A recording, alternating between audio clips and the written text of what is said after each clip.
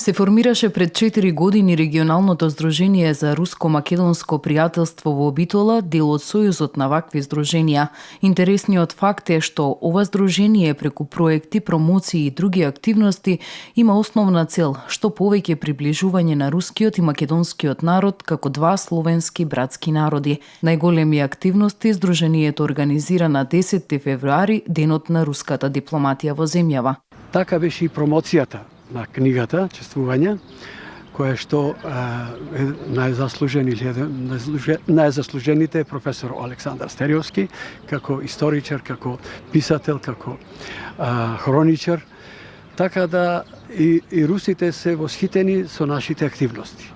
Понатаму ние имаме одржување на часови по руски јазик бесплатно.